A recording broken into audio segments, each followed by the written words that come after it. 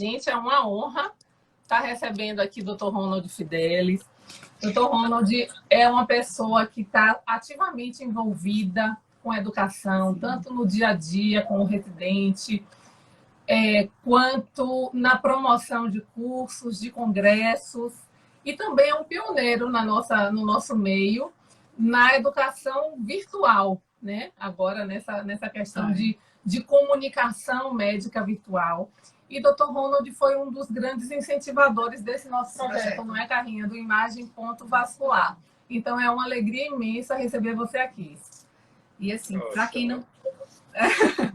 não conhece Ronald, ele é cirurgião vascular, formado pela Faculdade de Medicina da UFBA, doutor pela Faculdade de Medicina da USP, diretor técnico da clínica Ronald Fidelis, criador e coordenador do Ambulatório de Doenças da Aorta e seus ramos do Hospital Ana Nery e CEO do projeto Fronteiras da Medicina, o CELF.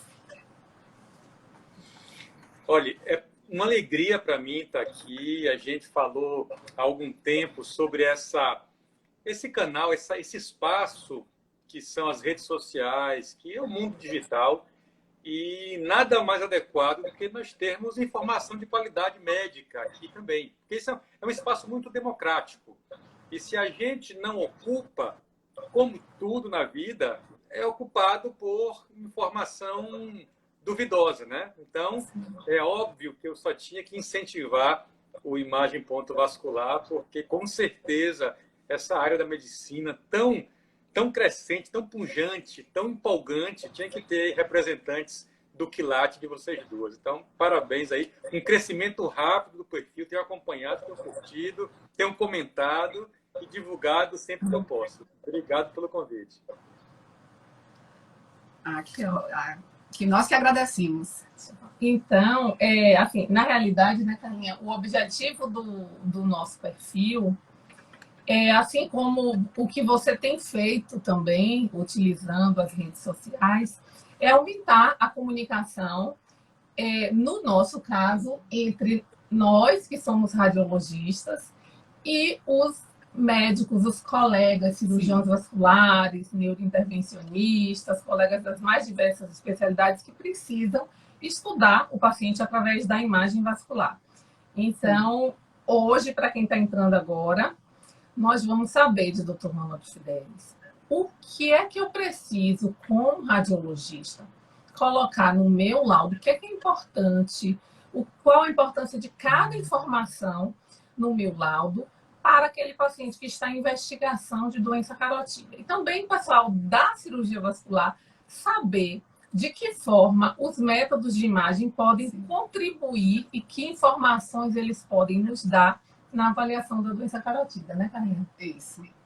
Então, eu acho que esse tema, doença carotídea, certamente, dentro da angiologia e da cirurgia vascular, é o mais controverso, é o mais polêmico.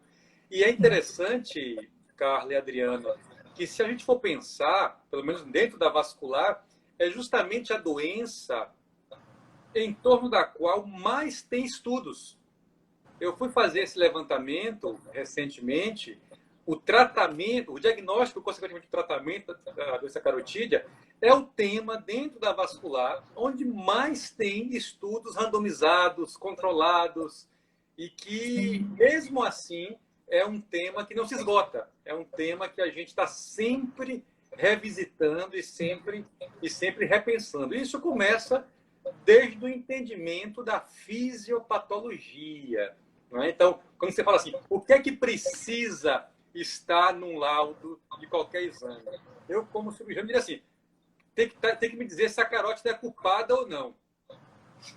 Se pudesse vir numa frase assim, ela é culpada, ou então ela é inocente, bastava, para mim estaria suficiente o laudo de vocês. Né? Mas a gente sabe que não é bem assim. E aí, quando se fala de Doppler, que é o grande ponto de partida, por ser não invasivo, por ser mais acessível, durante muito tempo nós vivemos de nos basear no percentual de estenose. Sim. Né? Se existe a estenose ou não, e uma vez existindo, quanto que é, ou quanto seria ela. E isso vem lá do final do século passado. Ó, estamos ficando velhos, né? Eu, né? Vocês não. Mas, ó, lá de 90, 91, 92, com o NACET, que foi o primeiro grande ensaio randomizado de tratamento de carótida e que estratificou pacientes pelo percentual de estenose. Então, fixou muito essa coisa. Não temos que saber se é abaixo de 50, se é de 50 a 69. Sim. E isso perdurou durante muito tempo até começar a ser questionado se esse percentual era o mais importante. E aí é curioso que a gente vê que isso começou a ser, vamos dizer assim, bombardeado justamente nos trials.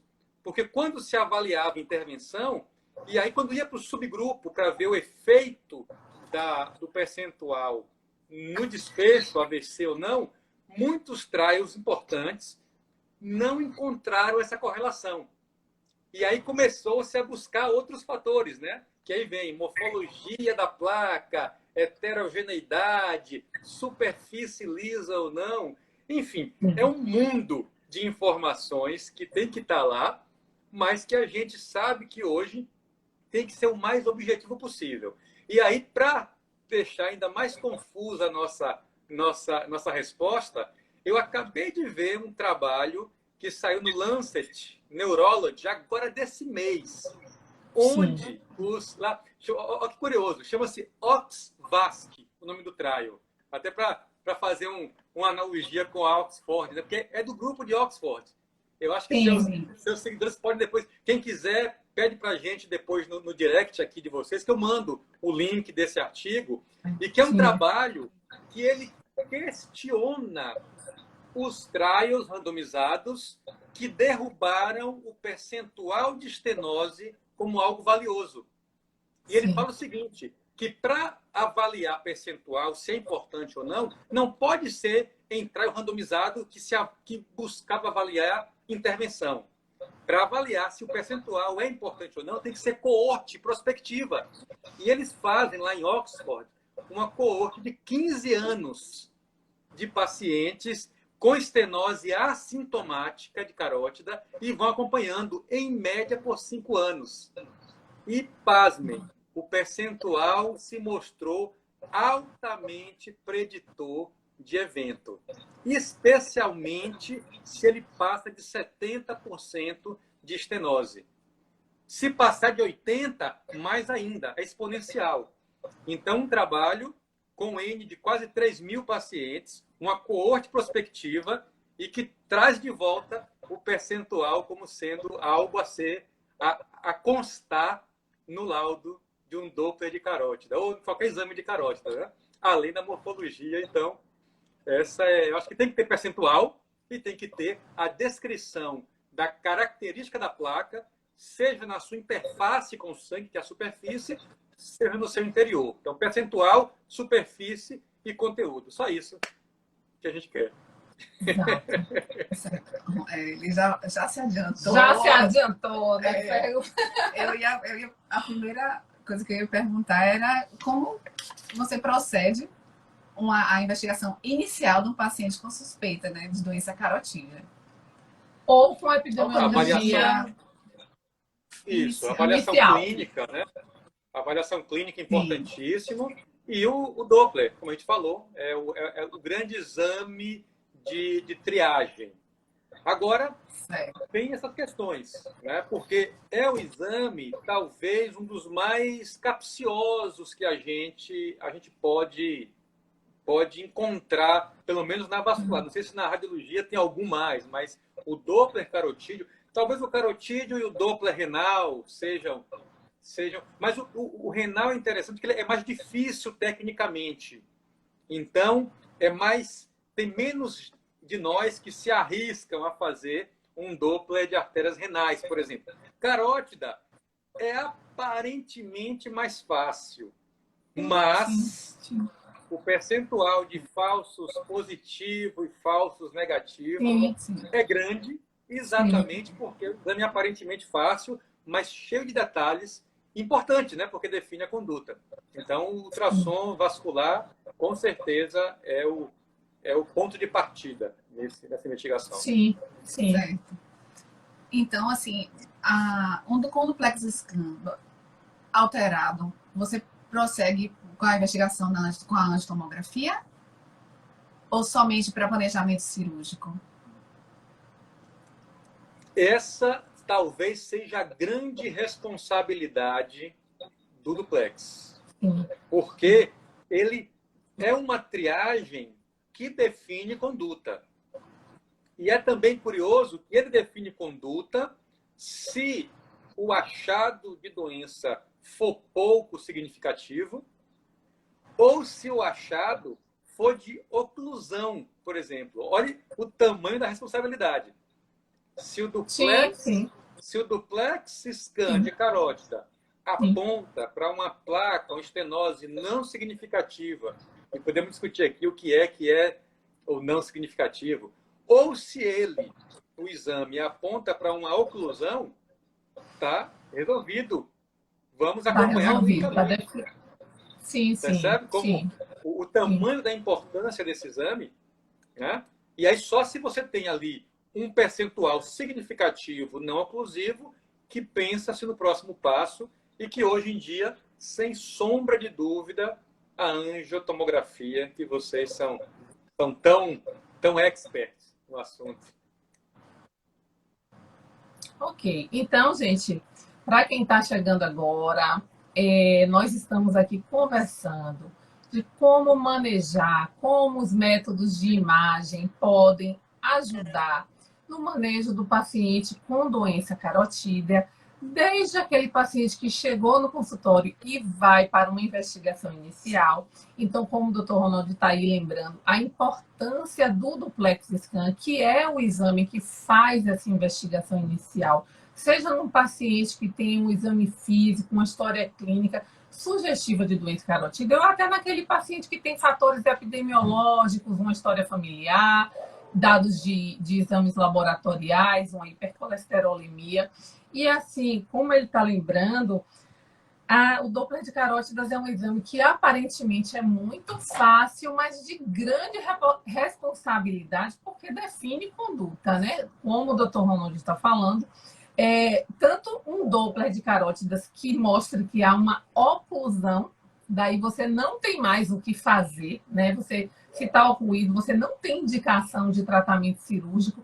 E se tiver subocluído, né? A sua responsabilidade em dar esse diagnóstico. Ou quando você descarta uma estenose significativa. Nesses dois casos, Dr. Ronald está falando que ele já definiu a conduta. Então, é importante, como nós sabemos que o duplex scan é um método examinador dependente, né? É importante essa confiança, né, entre o cirurgião vascular e a pessoa que está fazendo o duplex scan, que nós aqui defendemos que devem ser praticamente parte da equipe, né? Porque tem que ter um entendimento, tem que ter uma conversa, tem que haver uma comunicação, não só através do laudo, mas que só através de um WhatsApp, através de uma ligação, porque são coisas que, de fato, definem conduta. Então, mandem suas perguntas também, suas dúvidas. E, então, Ronald, nos casos em que não está indicado a cirurgia, ou seja, não existe um percentual de estenose ou características de placa, isso o Dr. Ronald já falou também, o percentual de estenose é importante, mas as características, já houve uma época, lá bem antigamente, no início, em que até os equipamentos do duplex scan não permitiam que a gente tivesse tantas informações a respeito da placa de superfície, a gente não tinha tanta resolução. Então, com o desenvolvimento tecnológico, a imagem foi melhorando cada vez mais e a gente foi obtendo informação se a placa é heterogênea, se a placa é homogênea, a superfície é irregular, e isso foi ganhando mais destaque e surgiram os trabalhos mostrando que mesmo percentuais de estenose que não eram tão acentuados levavam também ao desenvolvimento de AVCs, e trabalhos mostraram que isso estava relacionado à heterogeneidade da placa, com percentual de gordura e à irregularidade da superfície. Então, você já falou que nos casos que você vai para angiotensão, e naqueles casos que não são cirúrgicos, você continua o acompanhamento com duplex scan? Como é que você faz?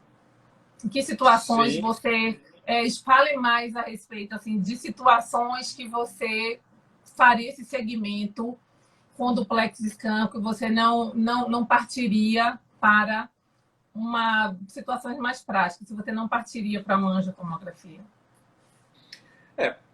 Essencialmente, Adriana, a questão da carótida é justamente essa relação de causa e efeito entre a lesão anatômica, a lesão da doença, da artéria carotídea, e o efeito AIT ou AVC. Essa é a grande questão. Porque, assim, se você tem uma placa, se você pudesse dizer que aquela placa, que aquela lesão carotídea é culpada do sintoma, não tem dúvida que você vai ter que partir para a intervenção, seja ela cirurgia convencional, endarterectomia ou angioplastia. A questão é fazer essa correlação. E o outro cenário é aquele cenário do paciente que não tem sintoma, que não tem sinal clínico de hipoperfusão cerebral. E aí você fica com essa preocupação: qual seria ou qual será o primeiro sintoma caso ele venha a acontecer? Então, a decisão ela não é simples, porque é um problema com é uma equação com várias variáveis, não é isso? Então, o que se sabe hoje é, se você acha que aquela placa ela é a culpada, ela foi causadora do evento isquêmico, independente do percentual, por isso que as três informações, percentual, superfície e conteúdo da placa, e aspecto do conteúdo dela, são importantes os três. É difícil dizer hoje o que é mais importante. Como eu falei no começo, o percentual vinha caindo em descrédito, com esse trial agora vai voltar para um patamar de importância. Mas, enfim, se não tem sintoma ou se você não acha que aquele achado é o causador, o acompanhamento continua de modo não invasivo. A periodicidade não é necessário que seja feito com menos de 12 meses. Eu acho que no momento que você decide que aquele paciente vai para acompanhamento clínico, indicar trimestralmente ou semestralmente é um período curto para você imaginar uma mudança de percentual. Então, na prática, eu acho que vale mais a pena gastar energia vital controlando fatores de risco, aí seria um outro assunto aqui, baixar LDL para abaixo de 70, algumas diretrizes dizem abaixo de 50 hoje, né? Controlar a pressão, controlar a fronteira metabólica e um exame anual, eu acho que é razoável para esse segmento. Exame TEX. Se você tem alguma dúvida, se você tem está no limite da decisão uma placa, que você não está muito seguro, você até pode indicar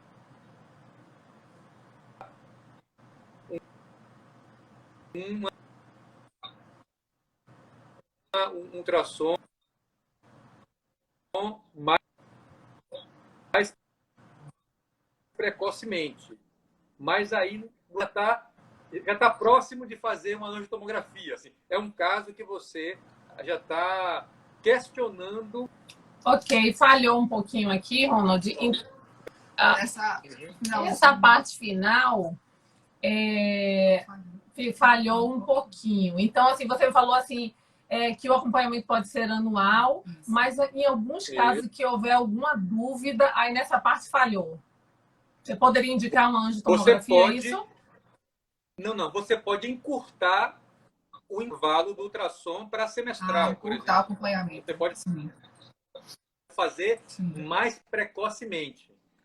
Mas eu acho que naqueles casos assintomáticos e que você concluiu que não é uma placa passível de não, anualmente é um bom intervalo. Joia. Deixa eu só concluir aqui o duplex. Assim. Então, gente, assim, a importância do duplex scan é absurda, porque ele pode nos dar nos dá informações tanto de pré-doença, que seria o espessamento médio intimal, que é um precursor de doença, quanto também da presença de uma doença ou não, de uma placa ateromatosa ou não, e de condições que vão indicar, situações que vão definir se esse paciente vai para o acompanhamento clínico ou se ele seria elegível para um tratamento cirúrgico. Então, assim, como o doutor Ronaldo mesmo falou, as 3 informações que realmente não podem faltar é percentual de estenose, se a placa tem superfície regular ou irregular, e a característica ecogênica da placa, que é relacionada mais à presença de cálcio, que é um fator de estabilidade, ou a presença de gordura, sangue, que são critérios de instabilidade. Perfeito. Eu acho que o Ronald até já falou um pouquinho sobre os critérios que eu ia perguntar agora.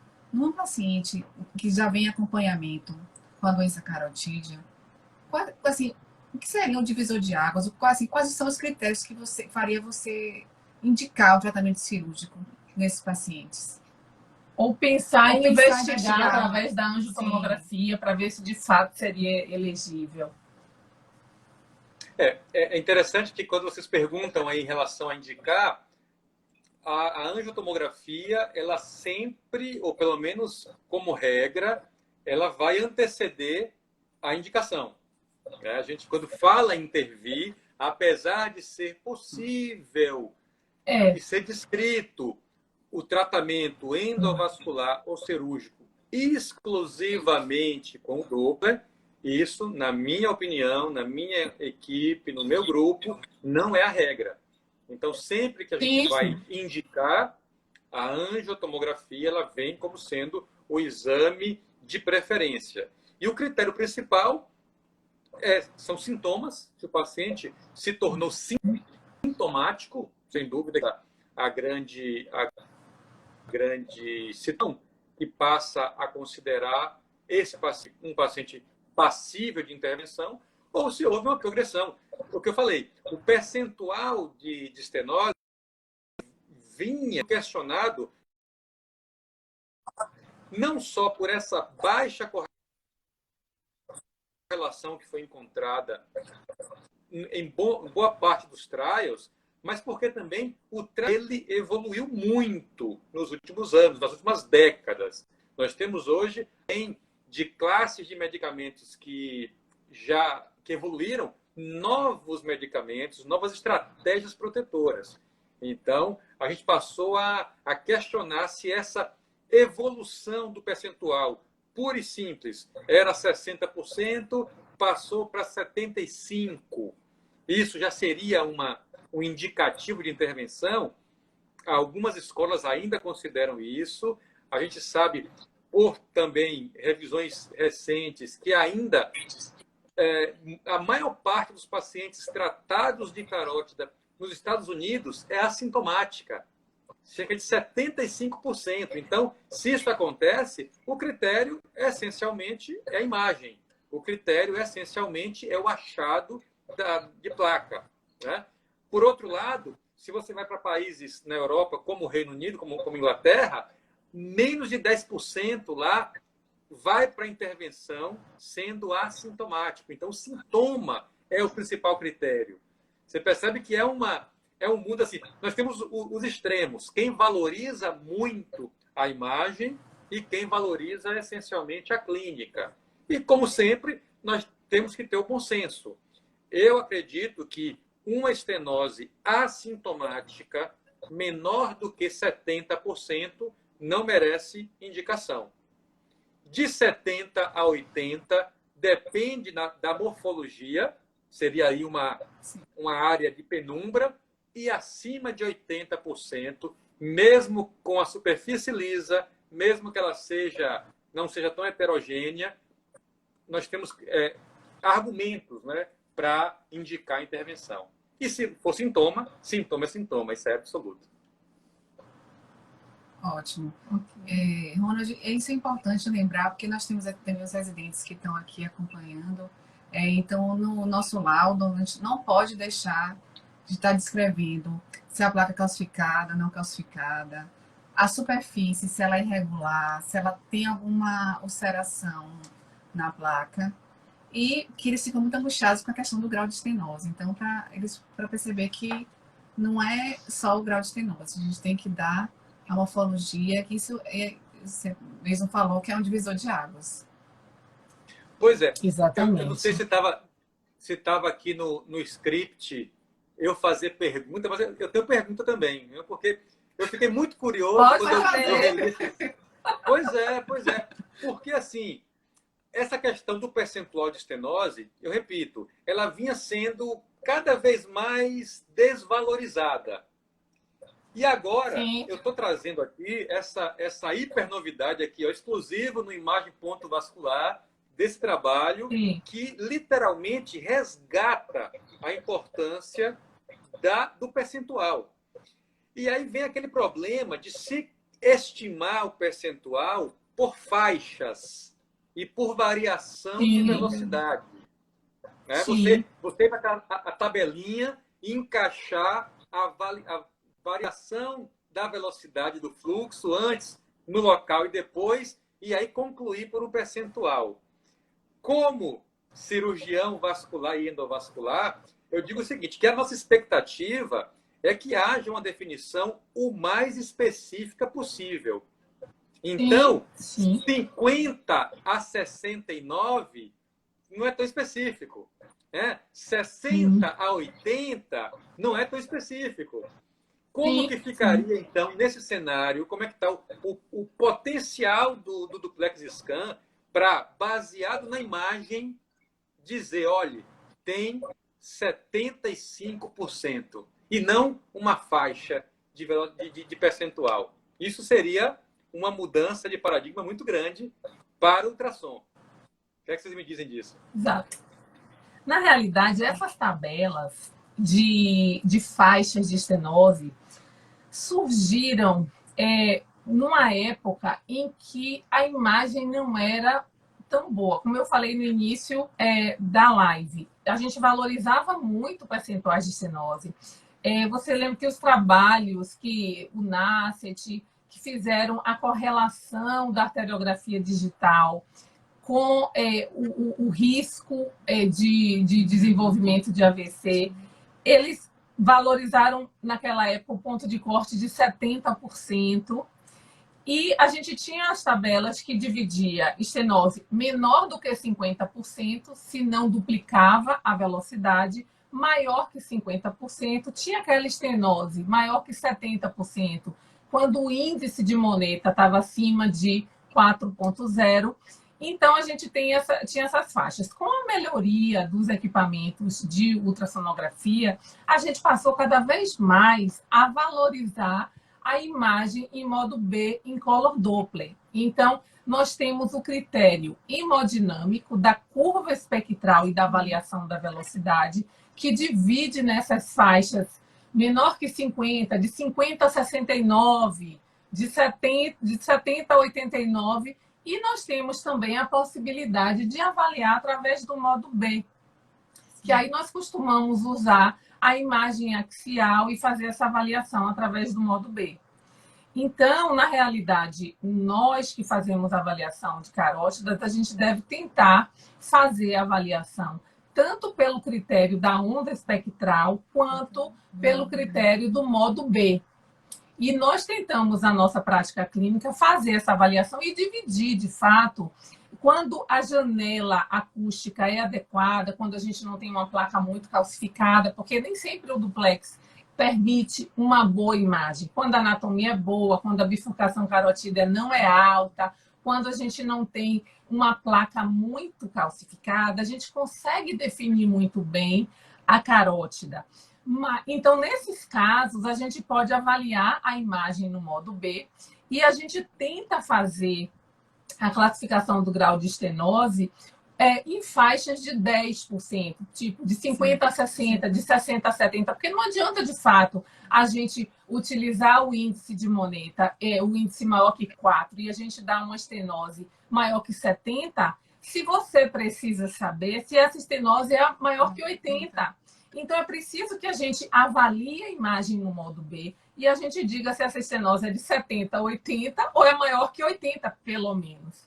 Então, a gente tenta fazer, e a gente fala para os nossos residentes, que é importante a avaliação espectral e a avaliação da imagem no modo B. Nos casos em que nós tivermos limitações inerentes a pescoço curto, a bifurcação carotídea alta, a placa extremamente calcificada, a gente vai colocar no laudo que existe essa limitação, que a avaliação foi feita primordialmente com base na avaliação espectral, e aí a gente vai colocar uma faixa mais ampla de percentual de estenose, e nesses casos a gente recomenda um estudo complementar através da angio-TC se o paciente não tiver contraindicação para o uso do meio de contraste organoiodato. Mas quando a anatomia é boa, de fato, Ronald, a gente tem que fazer a divisão em faixas menores. A gente procura fazer isso em faixas de 10, tipo 20 a 30, 30 a 40. Exatamente.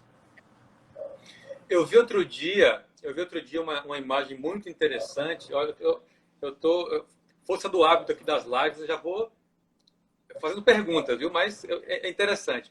Eu vi outro dia um mapeamento ultrassonográfico da veia safena e uma reconstrução tridimensional com base, assim, do que eu entendi, eram as imagens axiais do ultrassom, da safena no corte transverso, e aí se produzia uma imagem da veia safena reconstruída, como a angio-TC faz. Como é que tem alguma coisa nesse sentido em relação à carótida? Porque na hora eu já fiz a associação de poder usar essa varredura transversa que produzia uma imagem tridimensional. Nós fazemos isso com ultrassom intravascular, que não entra aqui como diagnóstico, porque ninguém vai passar um fio guia na carótida para diagnosticar. Isso a gente usa já na hora da angioplastia. E essa sequência de imagens ultrassonográficas internas, ela nos permite, a máquina já dá a reconstrução quase que imediata. Fica meio borrado, não é tão bonitinho assim, mas dá para tirar muita informação. E aí você falou agora aí dessa melhoria da imagem, eu lembrei aqui agora dessa imagem que eu vi. Foi de safena, não foi de carótida, não, mas achei muito interessante. Não, esse tipo de reconstrução de varredura eu desconheço.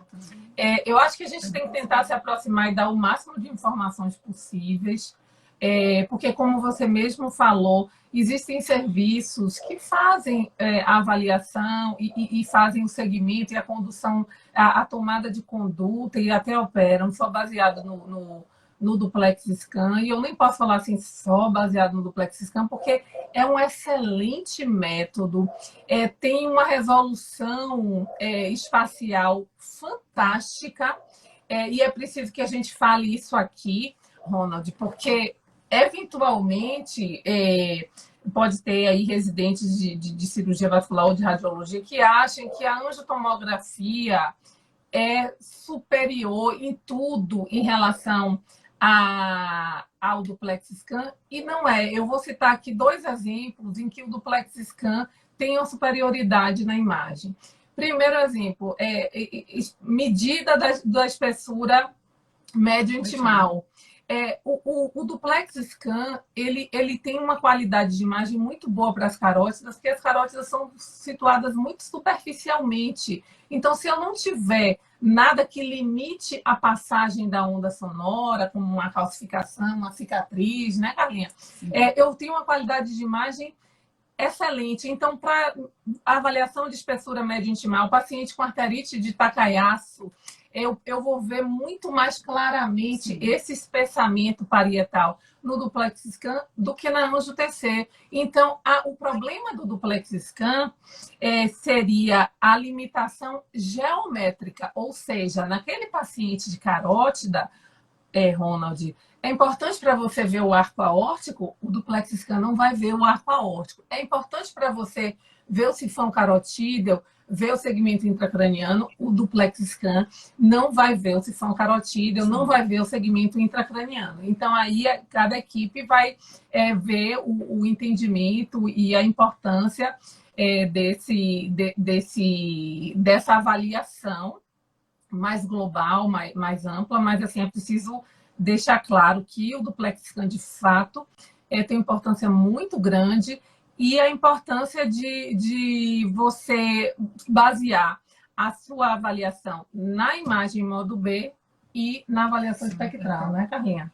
Acho que a Adriana já falou tudo.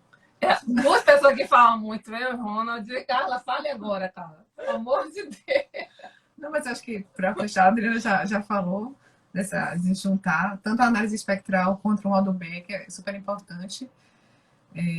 Que muitas vezes a gente percebe, a gente recebe outros laudos anteriores, realmente com um intervalo maior, e isso eu acho que dificulta bastante essa avaliação do cirurgião vascular. Então, a gente tem que sempre tentar reduzir essa faixa. E acho que 10%, assim, né? 10% acho que é razoável, né, Ronald, para vocês, para a prática de vocês, acho que ajudaria mais, né? Sim. Quanto a essas meu residente, aí, rapidinho, só para... Sim. Meu residente está falando aqui que no nosso dia a dia, o duplex scan muitas vezes é usado para complementar e para tirar alguma dúvida da anjo-TC. E é importante isso, a gente aliar os métodos, né? Não existe um método soberano, então muitas vezes a gente tira o paciente da anjo-TC, vai dar uma olhadinha no duplex, ou vice-versa, né? Isso. Na verdade, como a gente estava falando, sabe? Não, você ia concordar com a Adriana em relação às principais limitações do duplex scan para carótida, é justamente a limitação geográfica, né? Que você não avalia intratorácico nem intracraniano. E aí são dados importantíssimos para a intervenção, seja endovascular ou aberto. Aliás, faz parte do critério de escolha entre os dois métodos, e dentro de cada método tem informações que esses territórios eles nos guiam. E então concordo sim, Adriana, que a imagem da carótida em si, ela pode até ficar melhor no ultrassom, a depender do peso, a depender da anatomia, a depender do operador ou da operadora. E quando o colega fala aí que o ultrassom, a imagens da tomografia, também concordo. Mas é mais fácil quando a tomografia dá uma visão mais panorâmica,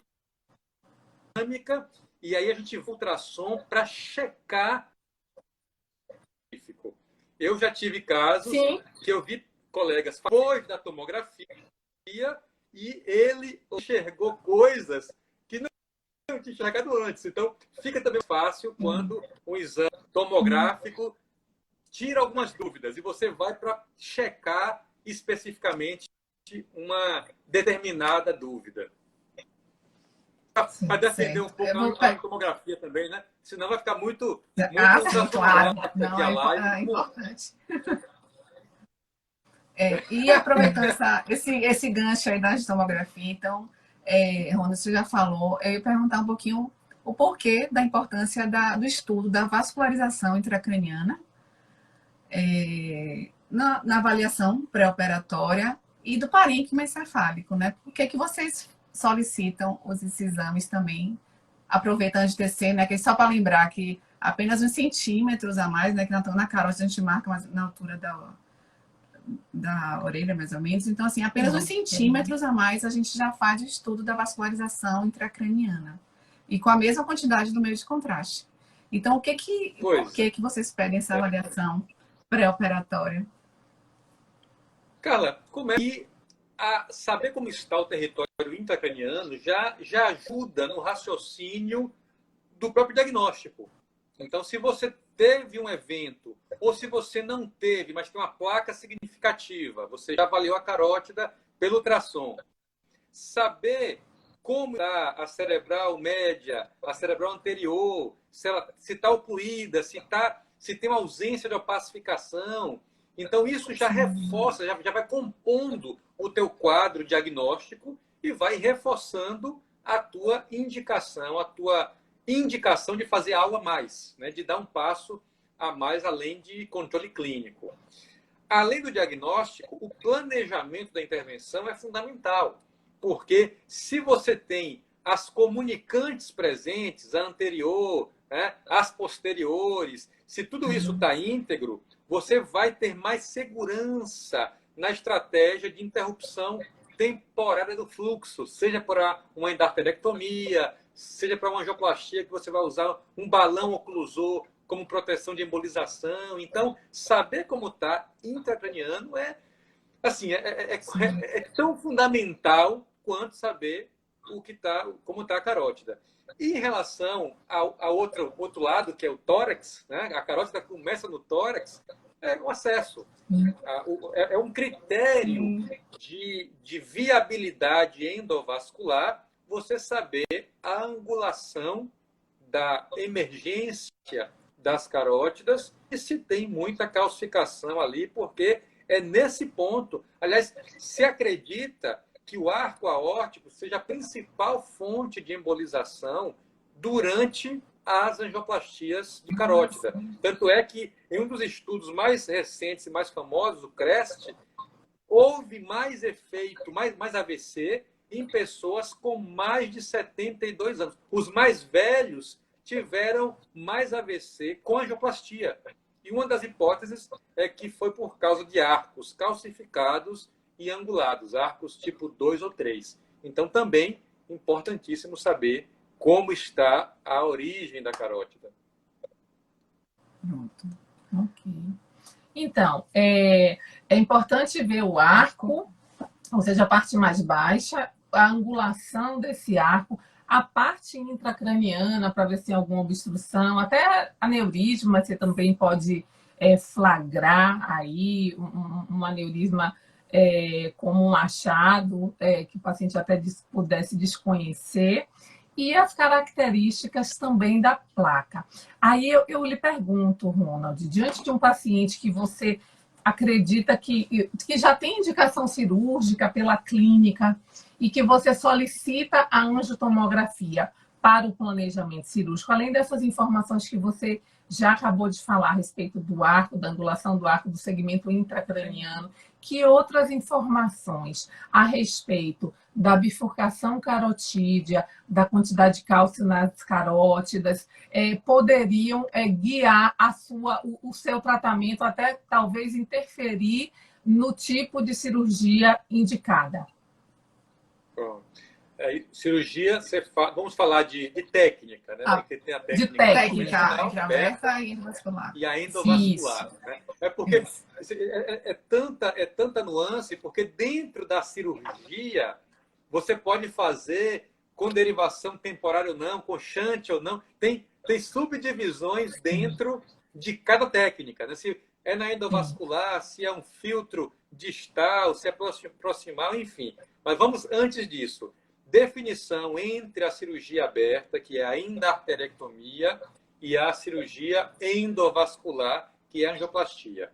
Sabe-se que tortuosidade é uma inimiga de catéter. Quanto mais curvas no caminho, menor a obediência do catéter, menor o termo que nós usamos é torque. Então, quanto mais tem curva, menos o que você faz cá fora se reproduz na ponta do catéter, do balão ou do stent. Então, se tem muita curva, você vai avançar 5 centímetros e a ponta só vai avançar 1 centímetro. É bem fácil de entender. Se tem muita curva, você gira completamente o seu catéter, faz uma volta completa e a pontinha só vira 1/4. Já complicou o seu controle. Então, tortuosidade é o primeiro dado que a gente tem que saber.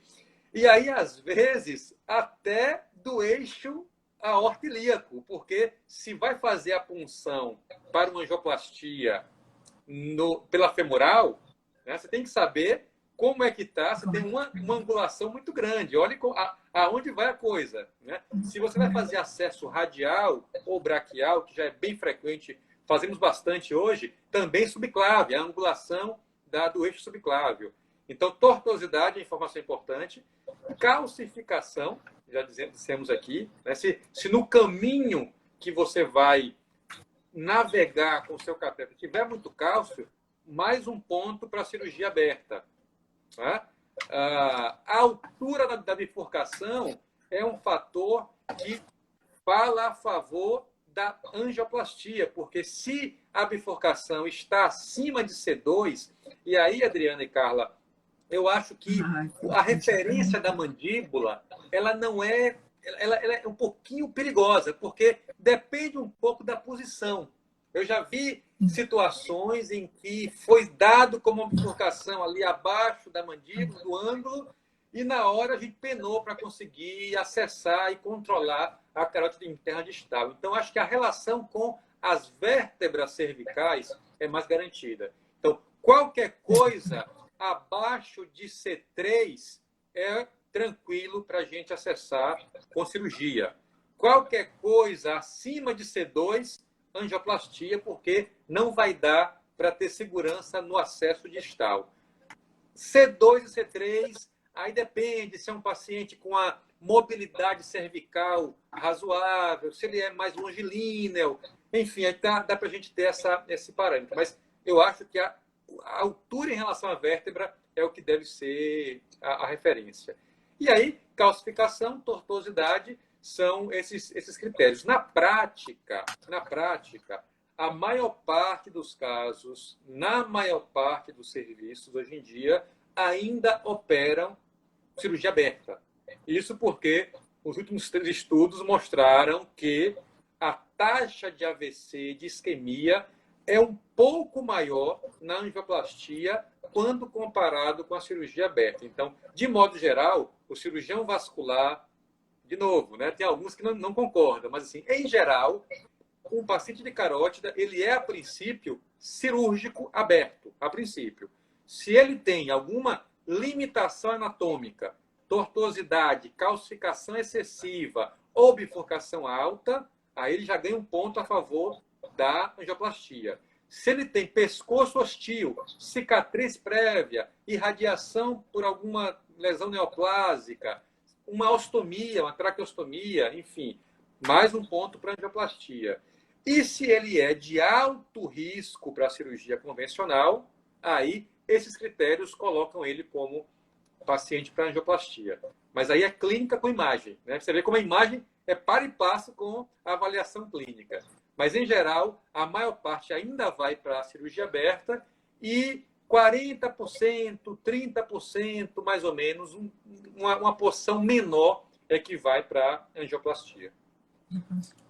Nossa, maravilhoso. Gente, inclusive, assim, a gente vai fazer um post, um resumo, para o pessoal poder salvar, porque fantástico. Fantástico esse resumo aqui. E agora eu estou lembrando de um caso que a paciente tinha uma carótida retroioídea. Lembra? Um caso seu.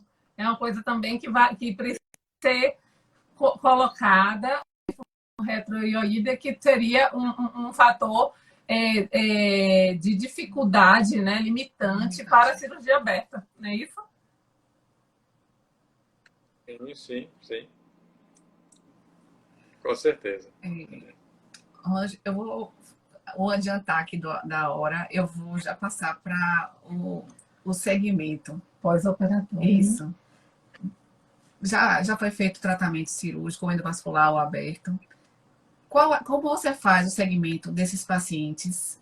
Qual o método de escolha? Quais informações que você precisa saber no nosso exame, que não podem faltar para você avaliar esses pacientes? Tem uma regrinha, Carla, que a gente passa para os nossos jovens colegas, né, os residentes, que, óbvio, que isso é uma regra geral, Mas, assim, sempre que a gente faz uma revascularização, qualquer que seja ela, carótida não é diferente, é a regrinha dos 2 meses e 2 anos. É assim, qualquer problema que aconteça até 2 meses da intervenção, nós atribuímos isso a uma falha técnica. Alguma coisa na intervenção não foi completa, se foi o stent, ele não cobriu completamente a placa, se foi uma endarterectomia, não foi retirada completamente, ou a fixação distal não ficou adequada. Então, até 2 meses, pensar em alguma coisa técnica que tem que ser resolvida o quanto antes. De 2 meses a 2 anos, é um período muito tardio para ser algo técnico, mas muito cedo para ser evolução de novo da doença original. E aí, essa janela de 2 meses a 2 anos é a janela da chamada hiperplasia miointimal, que eu gosto de explicar como um queloide, como uma cicatriz. É uma reação da artéria à manipulação cirúrgica ou endovascular, aí é igual, não tem diferença, isso é interessante, e que essa reação gera uma cicatriz, um queloide, que por alguma razão ela pode se projetar para a luz da artéria e gerar, de novo, uma estenose. E a partir de 2 anos, aí se acontecer um novo problema, normalmente é muito tarde para ser hiperplasia, é mais tarde ainda para ser algo técnico, e aí normalmente diz respeito à doença original que não foi bem controlada e voltou a acometer. Então, com isso na cabeça, nós temos esses intervalos de segmento. Eu acho que, uma vez que foi feita a intervenção, é necessário um ultrassom, eu boto assim, 30 dias, certo? Porque nesse ultrassom, o que eu estou buscando, por mais que eu tenha concluído a minha endarterectomia a contento, por mais que eu tenha colocado o meu stent e eu fiz a angiografia de controle, está bonitinho, eu tenho uma necessidade de saber se nesse intervalo de tempo está tudo bem. Então, eu indico sempre um exame de controle do PlexScan com 30 dias. Um pouco mais, um pouco menos. Até 60 dias está razoável. Está tudo bem? Está tudo bem? Nós entramos agora na preocupação da megera. É raro. 2% dos casos, para dar o número exato. Né? É bem raro. Mas, quem acontece, é um problema. Porque você já colocou em stent, já operou, e a reintervenção ela é mais difícil, é mais complicada. Então, nesses, eu começo trimestral até 2 anos. Então, com 3 meses, depois semestral até 2 anos. Com esse paciente ou essa paciente, está sujeito apenas, entre aspas, né, não é pouca coisa, à evolução de novo da doença, especialmente se for um paciente ou uma paciente não muito obediente. E aí, mas a partir daí, de novo, cai naquele segmento. Fazer uma vez por ano tá bom demais. Tá? Se você passou dessa fase de hiperplasia e não teve, de novo, voltamos a atenção a cuidar dos fatores de risco, e essa imagem ela é visitada anualmente. Eu acho que essa é uma regrinha. Cada trabalho tem um diferente, mas assim, colhendo e com esse racional que eu expliquei aqui, é isso que eu faço na minha clínica, nos meus pacientes, e tem funcionado. Certo. E através do segmento, através do PlexScan. Do PlexScan. Aí, qualquer dúvida, a gente consulta os universitários tomográficos, né? Mas o do PlexScan é bem satisfatório. Ok. Ronald, muito obrigada. E nós já estamos aqui com quase 1 hora de live. Eu acho que com 1 hora a live deve cair. Você que entende mais de live deve saber. É a nossa 3ª live. O Instagram está mais bonzinho ultimamente. Ele deixa passar mais, e recentemente está permitindo até mais de de duas câmeras, né, de 2 celulares. Isso aí é uma novidade. Nem eu testei ainda, de ter mais de uma pessoa falando assim em telefones diferentes, né? Mas eu acho que uma hora tá de bom tamanho. Podemos voltar aqui N vezes, Sim. podemos voltar. É um prazer estar aqui. Eu fico muito à vontade para falar com vocês. Nossa história profissional, até no selfie, né? Já tem mais de 5 anos. Sim. Então, enfim, estamos sempre aqui à disposição.